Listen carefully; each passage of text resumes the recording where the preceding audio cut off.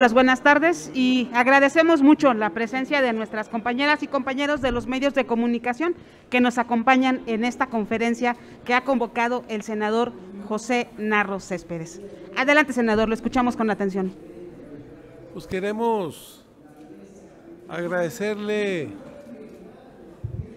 a los medios de comunicación su presencia hoy en esta conferencia de prensa.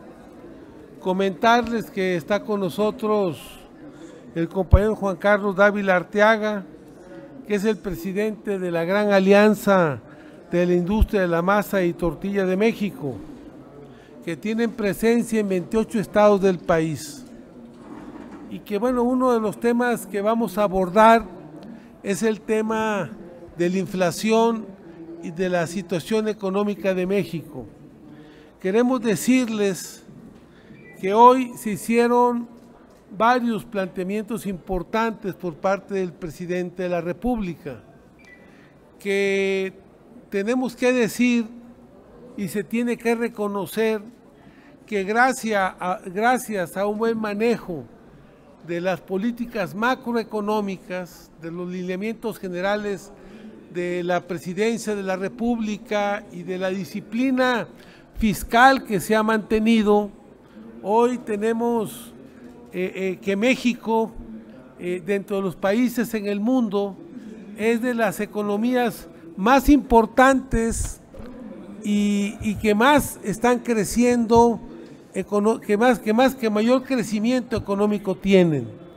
Hoy se anunció por el Fondo Monetario Internacional que las expectativas de crecimiento en México subían del 2% al 2.4% de crecimiento, pero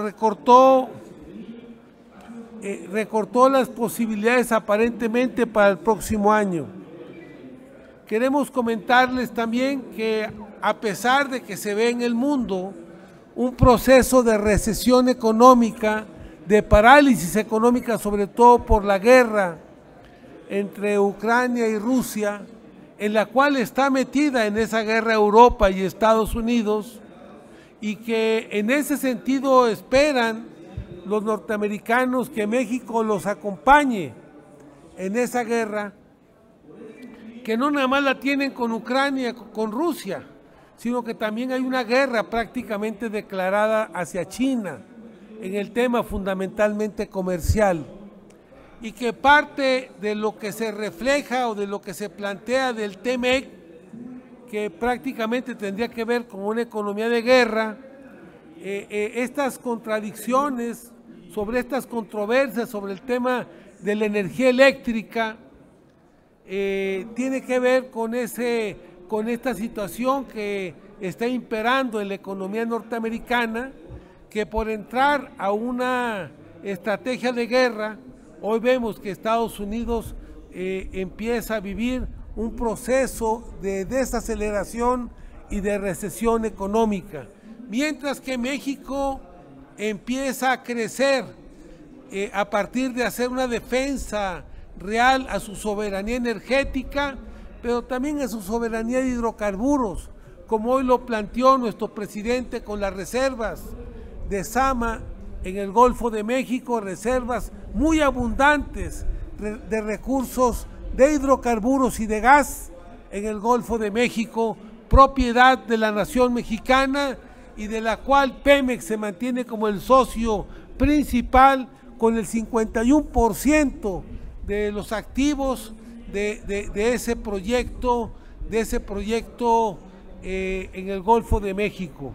Entonces decirles que para nosotros es alentador señalar que México, a pesar de la recesión, a pesar del incremento de la inflación, a pesar de los avatares económicos, ya que el COVID bajo sus diferentes modalidades no ha abandonado al país, no hemos podido terminar de resolver esta crisis sanitaria, hoy México empieza a crecer, se empieza a poner de pie y empieza a salir adelante gracias a la conducción económica y política de nuestro presidente Andrés Manuel López Obrador. Hoy tenemos que economías como las de Estados Unidos están esperando crecer el 2.3%, de acuerdo a los señalamientos del Fondo Monetario Internacional. La zona euro espera tener un crecimiento del 2.6%, China del 3.3%, la India de 7.4%, Brasil un crecimiento que es la principal economía de América Latina del 1.7% y México del 2.4%. Entonces, hoy estamos planteando este tema y lograr, ayer tuvimos una reunión con la Procuraduría Federal del Consumidor, precisamente por eso nos acompaña aquí nuestro compañero dirigente de los tortilleros y de la industria de la masa y la tortilla, por el tema de la inflación y mecanismos que deben de permitirnos lograr abaratar el costo de la tortilla, que aunque se ha dicho que anda en los 30 pesos, en términos reales el precio de la tortilla anda entre 24 y 25 pesos cuando mucho, pero pudiéramos lograr que baje. El problema es que los tortilleros para regularizar su situación, ellos necesitan estar inscritos en el Seguro Social y pagan la tasa más alta del Seguro Social, que es la tasa 5. Entonces, ellos pudieran considerarse como de alto riesgo, como que si estuvieran trabajando con dinamita, porque están pagando las tarifas más altas dentro del Seguro Social, que es un tema que vamos a revisar con SOE para ver esta situación en el Seguro Social. Pero también es de las microempresas más pequeñas que generan más empleo, pero que también son más gravadas por el SAT, que también en el SAT son las que pagan mayores impuestos, porque ellos compran productos a tasa cero, pero en lo que venden tienen que reportar el IVA y el ICR. Entonces, al final, ellos terminan pagando, porque supuestamente ya es un producto industrializado, ellos terminan pagando el IVA y el ICR que no se paga en otras partes de la cadena productiva del maíz. Entonces, vamos a revisar este tema del ICR, vamos a hablar con la Secretaría de Hacienda, ya estamos trabajando aquí con ellos para lograr abaratar estos pagos y también combatir el gran problema de las tortillerías que se han instalado con ilegalidad, con huachicoleo, pudiéramos decir, al margen de la legalidad. Hay muchas tortillerías que se han instalado sin cubrir en la informalidad, sin cubrir ninguno de estos pagos, que es importante. Y entonces son tortillerías que les compiten deslealmente a los verdaderos tortilleros, y por eso una parte importante de ellos hoy se encuentra en quiebra y en bancarrota. Ya logramos que Segalmex aporte 200,000 toneladas para la industria de la masa y la tortilla, con el maíz que acopia Segalmex en nuestro país. 200,000 toneladas son insuficientes, apenas se logrará cubrir hasta el mes de noviembre de este año, o sea, lo que es agosto, septiembre, octubre y probablemente a inicios de noviembre.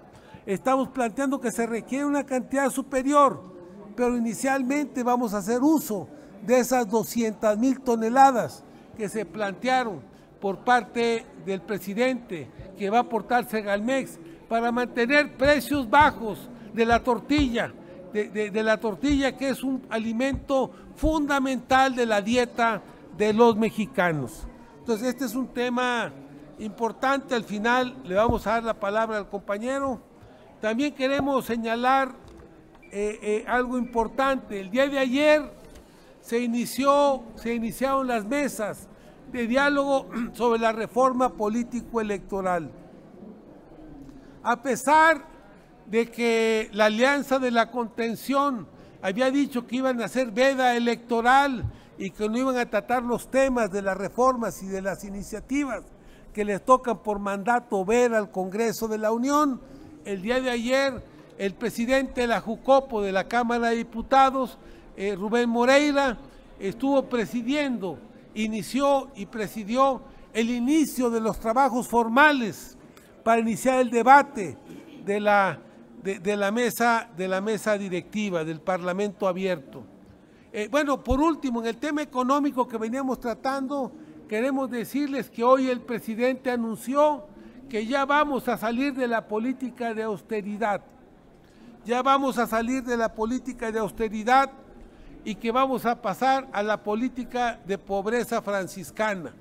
Esto significa que la política de austeridad se va a recorrer un punto más en el cinturón. Y esto es importante. Esto significa, como lo anunció el presidente, que vamos a fortalecer la política de austeridad y el combate al dispendio, a los abusos que hay en el tema del presupuesto.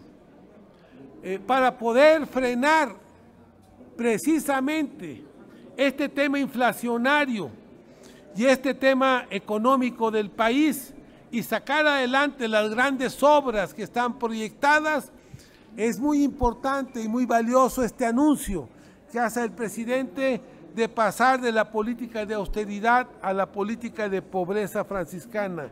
Dijo el presidente, vamos a pasar de la fase de austeridad republicana a una fase superior, que es la de la pobreza franciscana, porque tengo reunión mañana con el gabinete y vamos a llevar a cabo medidas de austeridad adicionales, como vamos a reducir bastante, casi no va a haber viajes al extranjero, vamos a procurar que toda la comunicación se haga por teléfono, por teleconferencias, y vamos a reducir viáticos aún más y otras medidas.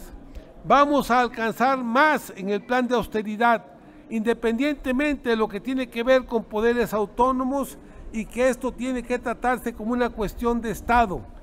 Esa austeridad republicana de Estado para seguir manifestando ahorros, para seguir sin deuda, sin solicitar deudas adicionales, sin aumentar impuestos, sin aumentar el precio de las gasolinas. Para lograr esto, la forma es sencilla, es cero corrupción y austeridad para liberar fondos al desarrollo, entregar recursos a la gente que más lo necesita. Ante esto, nosotros planteamos que el Senado debe de sumarse a esta propuesta y a esta iniciativa del presidente. Vamos a presentar una propuesta formal a la presidenta de la mesa directiva, que es a quien le compete el tema de la administración del Senado, para que el Senado de la República respalde incondicionalmente estas medidas de austeridad que hoy anuncia nuestro presidente de la República. Un programa de austeridad en el Senado no solamente será justo, sino muy necesario para acabar con gastos superfluos y dispendiosos que a veces se nota en diferentes áreas. Mientras muchas dependencias redujeron su presupuesto, el Senado y el Congreso lo han aumentado ligeramente. Por eso creemos que es muy importante que el Senado, aunque se planteó la política de austeridad desde que iniciamos en aquel mes de septiembre del 2018, realmente hay áreas donde no se ve que haya una verdadera austeridad. Siguen los viajes, siguen algunos dispendios innecesarios, hay veces que necesitamos valorarlos para mantener precisamente la disciplina financiera, también por parte del propio Senado de la República. Por eso deben de revisarse los viáticos, los viajes al extranjero, que varios de ellos los vimos en estas fechas recientes, por senadores y hasta por gente que no era senadora, que acompañaba a los senadores en varios viajes que se hicieron a diferentes lugares del mundo. Por eso planteamos este tema como fundamental. Y queremos comentarles que en el tema de la reforma política electoral vamos a convocar y queremos invitar a nuestros compañeros senadores para que el Senado no le pase como con la reforma eléctrica, que estemos al margen, que necesitamos formar parte de este gran debate nacional sobre la reforma político-electoral del país. Por lo tanto, planteamos que el Senado debe de iniciar también con prontitud los parlamentos abiertos para sumar al Senado a este gran debate nacional sobre este punto tan importante de la agenda de la República, que es la reforma político-electoral. Hoy tenemos la posibilidad de sentar las bases de una reforma que permita que no haya más fraudes, más dispendios, más abusos, más alteraciones en los resultados electorales, que evitar que no se usen recursos de procedencia indebida o recursos públicos, que aunque se dice que no se usan, vemos como muchas veces, como en las campañas de este año, vimos cómo corrieron recursos sin ningún control. Hoy necesitamos campañas austeras y partidos políticos austeros que no permitan que exista una élite de privilegiados en los partidos que han vivido y que viven a costa del erario público, mientras la pobreza galopa en las casas de muchos mexicanos. Por eso creemos que es muy importante esta reforma político-electoral y creemos que a este debate hay que sumar al Senado de la República. Esto es lo que queríamos comentarles.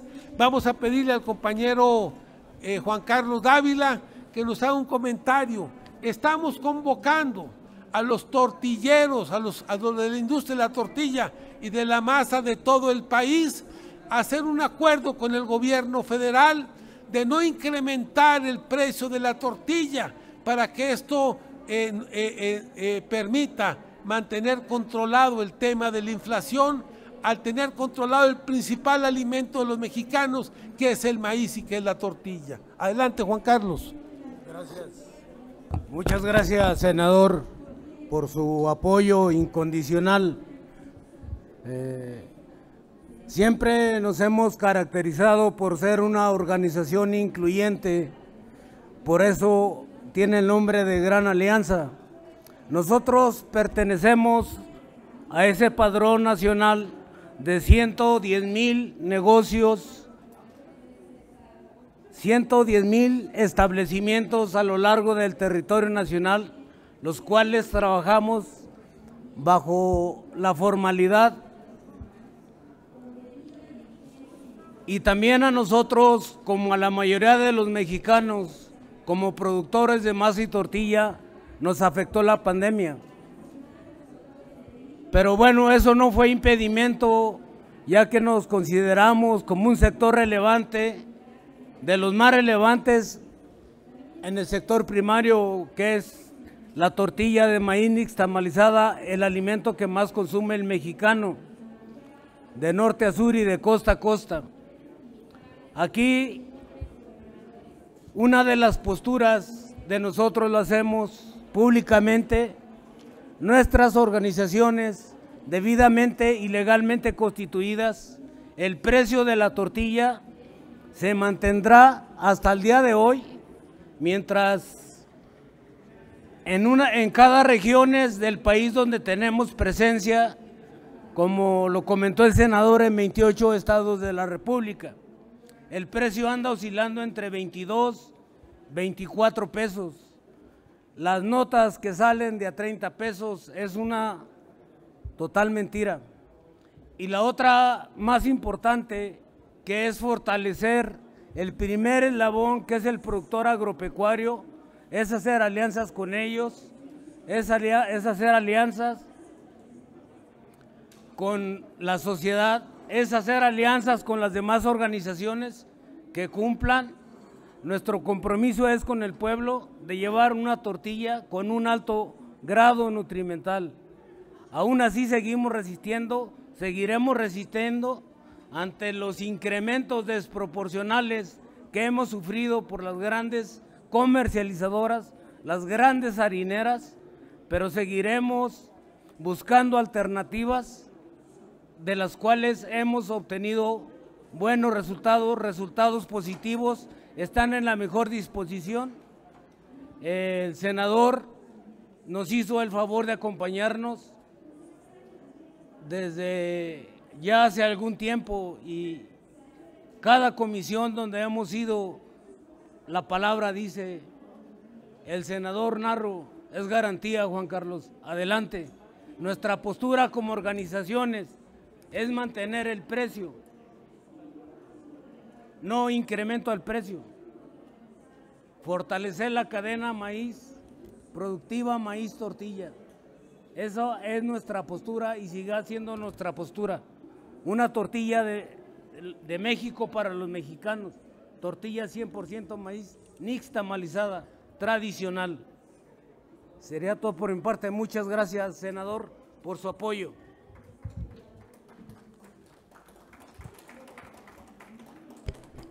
Si nos permite, senador, tenemos algunas preguntas registradas de los medios de comunicación. La primera pregunta es de Mayolo López, de Grupo Reforma. Gracias, senador.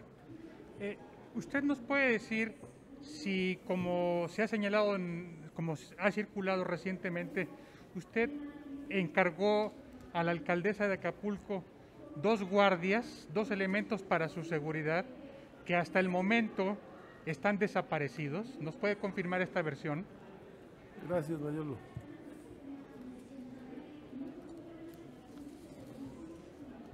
Bueno, sobre este tema, lo que tenemos que decir es que, como lo hemos declarado ante la Fiscalía, nosotros no tenemos ninguna responsabilidad en este caso.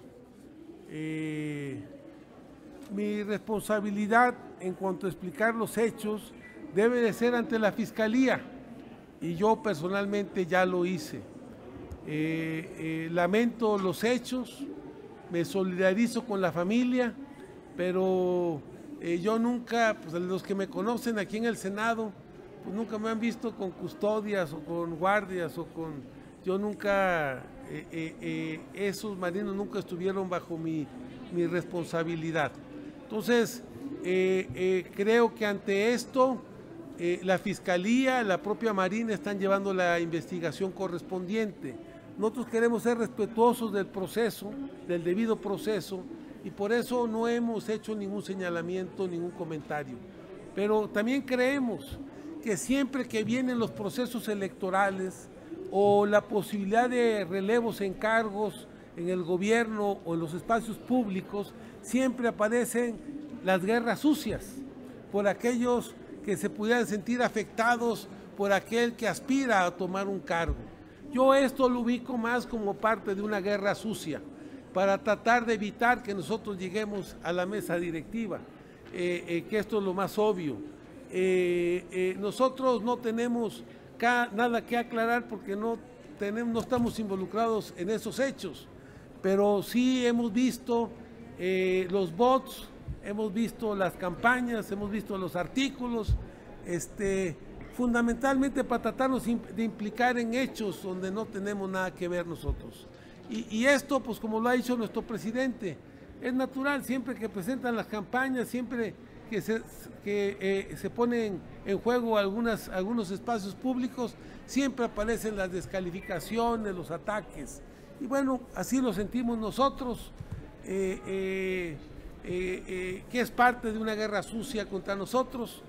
Es lamentable que todavía se utilicen ese tipo de procedimientos y creo que eso no ayuda al tema de un debate de altura, de una discusión a nivel y de buscar realmente que los mejores cargos los ocupe la gente que ha jugado o se ha desempeñado con más probidad, con más lealtad, como decimos nosotros los de Morena, que han cumplido con la norma y con los principios del proyecto, que es no robar, no traicionar y no mentir. No podemos ocultar que vamos bien, que nuestra trayectoria a ese objetivo avanza de forma pura, con el convencimiento, sin agenda oculta ni acuerdos oscuros. Eso es lo que les molesta. que no buscamos acuerdos para solapar. Por eso el tema de la austeridad, cuando nosotros decimos el Senado entró en austeridad, pues el Senado tiene el mismo presupuesto. ¿Dónde está la austeridad? No sé si me explico.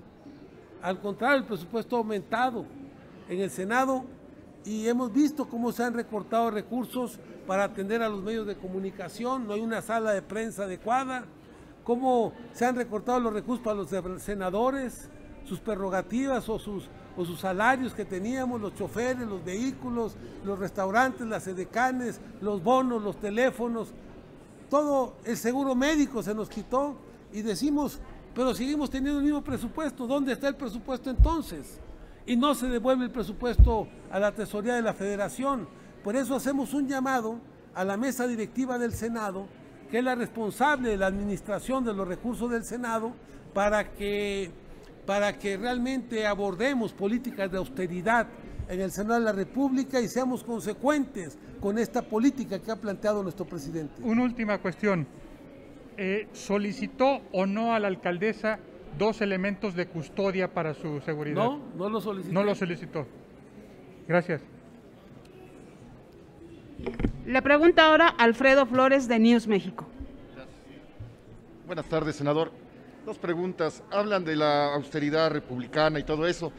Sin embargo, pues ha habido muy buenos presupuestos en los últimos años desde este gobierno y cada rato se oye de que están a sobrecostos todas las obras de este gobierno.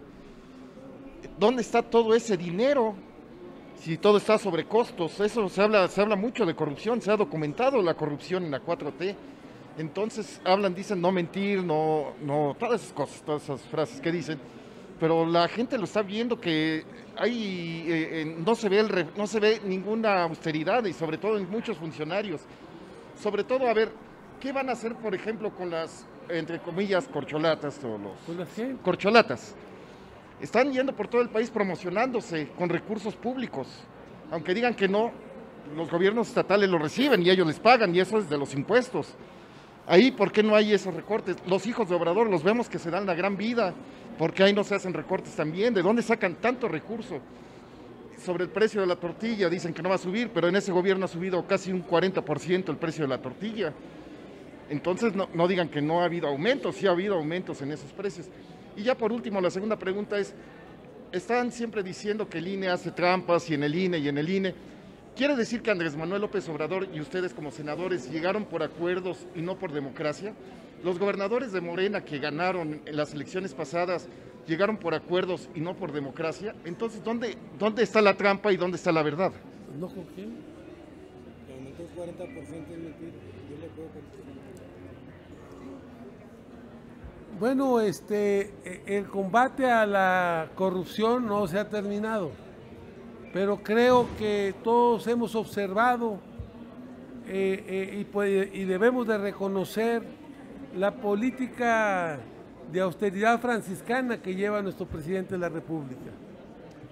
El hecho del avión, los grandes privilegios que tenían los presidentes, la flotilla de vehículos que tenían a su disposición, todo eso se ha acabado.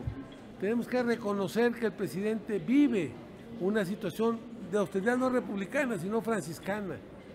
Creemos que ese mensaje que da nuestro presidente con su testimonio de vida no lo hemos retomado muchos funcionarios públicos, que lo decimos de palabra pero que no lo hacemos en los hechos.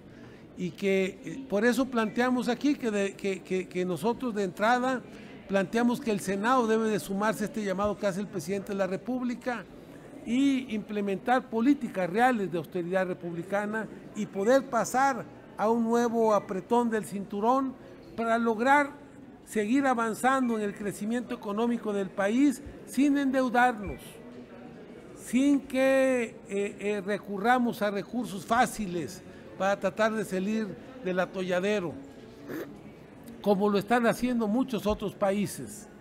Y el combate a la corrupción, entendemos que has hecho un gran esfuerzo por el presidente. Una de las entidades de mayor confianza de los mexicanos es el Ejército.